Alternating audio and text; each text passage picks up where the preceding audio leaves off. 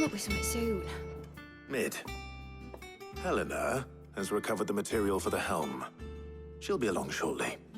Excellent. Another job well done. And just one remaining. Right, the shielding. This one's a bit of a bugger. How so? The plating's enough to stop the engines going pop, but those things will still be spitting out enough fire to set the rest of the ship ablaze. Which is why you need proper shielding. A prison for the dragon's breath that's blazing away inside. I thought a triple thick layer of tempered steel might do it. Or more of the stuff that the Fallen use, but they'd both be too heavy.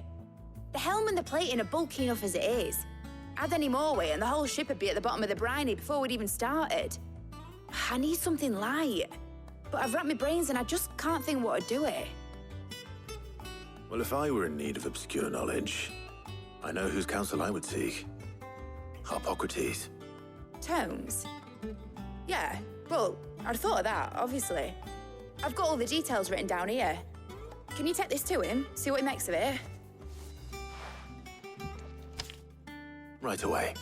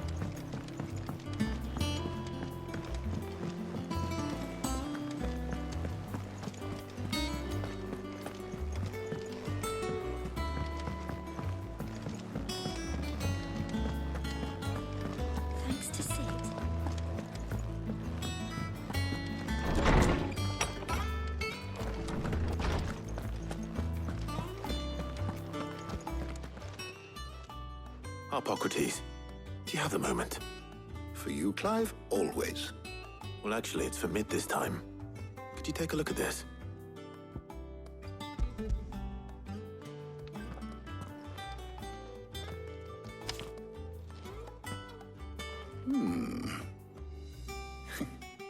Shielding for a mithril engine.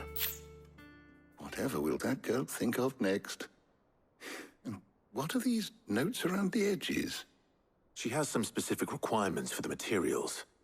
The shielding needs to be able to resist extreme heat on the inside, and yet remain cool enough on the outside not to set the ship alight, while also being light enough not to sink it. As you can imagine, she's struggling to find anything that meets her needs. I see. I wondered if you might know of a solution, or if you might be able to search the records for one. Perhaps it is not a different material she requires, but a different approach. What do you mean? Consider the lake we have made our home. Its blighted waters eat away far more quickly than fresh water or even brine, at timber and steel alike. And yet, we have made a home here from those very materials nonetheless. We have. But Bardolph must varnish every board twice over to keep it from rotting. And Obelisk complains that without a constant supply of pitch. I see. Early Gregorian histories speak of a preparation known as moon dew. It is said to be able to resist even the most ferocious flames. Before the dragoons tamed the worms and wyverns of the realm, nobles would daub their castle walls with it in order to guard against dragon fire. So if we could recreate it... It might be applied to some material or other in order to provide the protection Mid requires. As to how best to apply it and to what material, perhaps Bardolph and Obelisk might be of assistance. I shall speak to them and see what wisdom they might have to offer. If you would be so kind as to procure the necessary ingredients, I shall discuss the specifics of how it might be most effectively put to use with our two friends. The knowledge of the past may yet prove useful to we of the modern era. Thank you, Harpocrates. And since you're asking others to help you, perhaps I should too.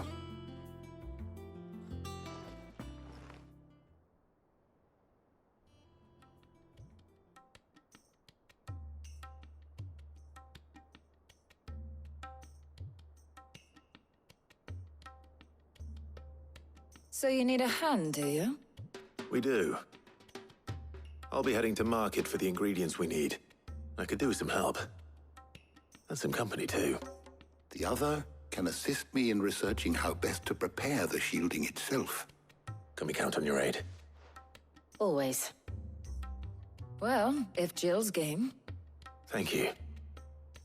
I am sure either of these fine young minds would prove indispensable in my research. I leave the decision as to who will go with whom in your capable hands, Clive.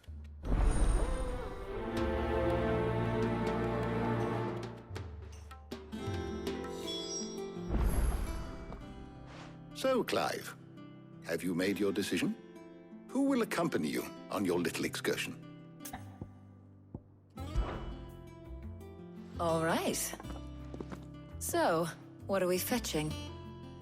I have taken the liberty of preparing a list. Here. Garlic. Conch shells. Are you sure this is the right list? Looks like the ingredients for someone's supper. Though these items may seem mundane, they have potent effects that are rarely exploited, effects for which they were once highly prized. So much so, in fact, that they were harvested almost to extinction, hence moon dews having fallen from favor. Now, of course, they can be obtained with ease. You should be able to find everything you need at the market in Northreach. Well, isn't that convenient? I was hoping to be able to make a trip over that way sometime soon. Need to speak to an old acquaintance. I'll meet you there. All right. Stay safe. See you later, Clive. Good luck with your research.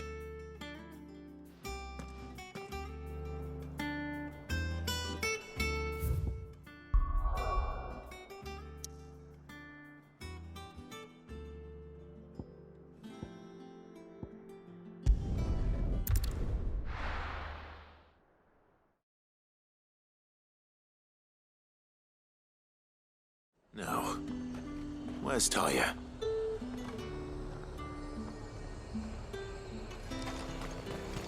Keep them pilchers nice and chilled. Need to stock up on Won't have these. use. There you are, Tarja. Ah, and there you are. We shouldn't have any problems finding what we need in a place like this. But if time is of the essence, perhaps we should split up. Take a few items each. All right. What shall I look for? Let's see now. Why don't you take the garlic and the pepio nuts? Meet me by the gate when you've got them.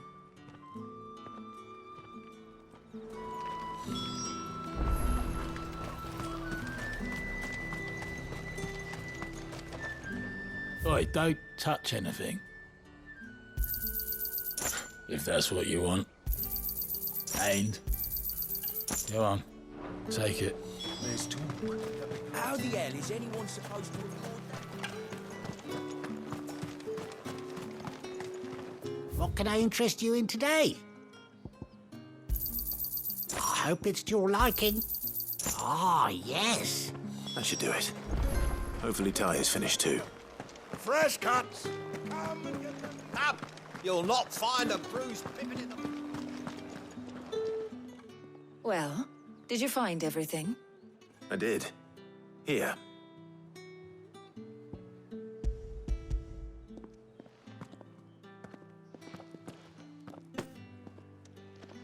Garlic and pepio nuts.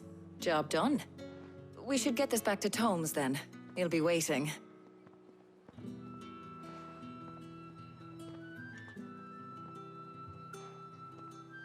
But we're not in too much of a rush, are we?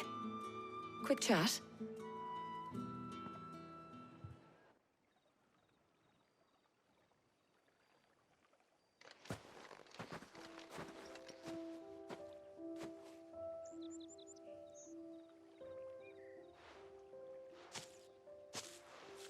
Do you know, I think this is the very first time we've been out on an errand together. I think you might be right. In all the years since you and that scowl of yours first appeared, you haven't invited me out once. For shame. Well, it seemed long overdue. And you did say you had some shopping to do. I was hoping to restock my supplies of herbs and liniment, yes. You and Jill alone burned through them like wildfire. No luck, though. My usual supplier's not here, and I refuse to pay the prices these gougers charge. I'll ask Karen when we get back. What is it? Oh, just memories. I came here with Sid once, shopping for supplies, just like today. And just like today, I came away empty-handed.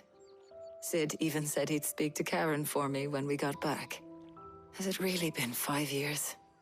I remember it as if it was yesterday. Hold on.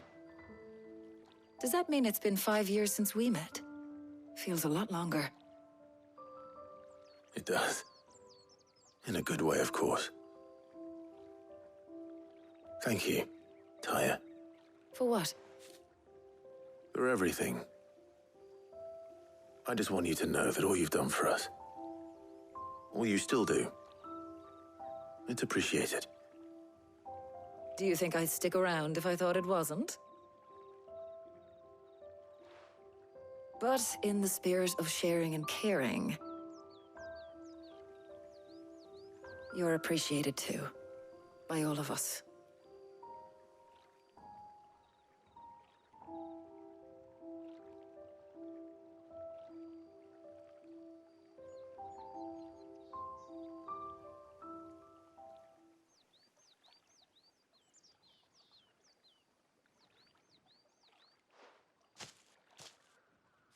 Well, I think we've tarried long enough.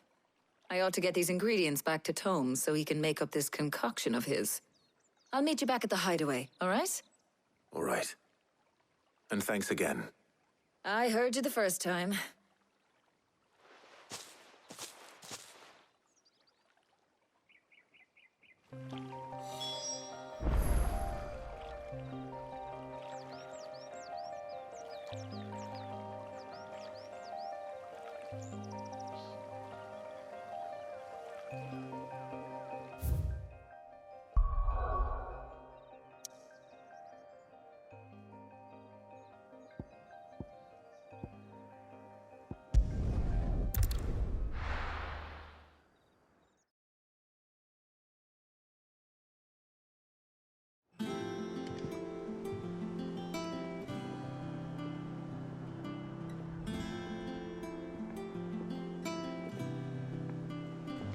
I wonder how Harpocrates is getting on with the moon dew.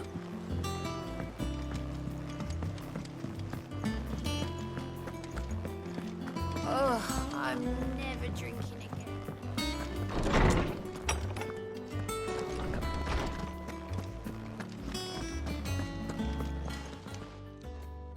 How's work on the shielding progressing, Harpocrates? Well, very well indeed. And thanks in no small part to your kind assistance. I was just explaining to Tarja how we might best go about preparing the moon dew. And now that we have all the ingredients, we may begin. You can count on me. I've mixed more than a few mysterious concoctions in my time. I'm sure you have. What about the shielding itself? Work is underway, under the watchful eyes of Bardolph and Obolus. Apparently, it'll be ready soon. Thank you. All of you. Right then. Jill, would you join me in the infirmary? Many hands make light work and all that. Of course.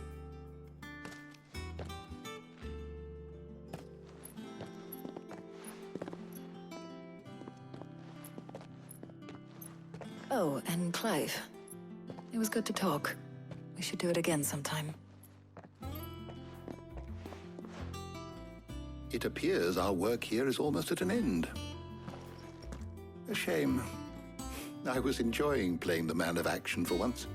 When both the shielding and the moon dew are ready, it will merely be a matter of applying the one to the other. Followed by a rigorous process of testing and retesting, of course. Perhaps someone ought to warn young Mid of that. Leave it to me. Thank you, Harpocrates.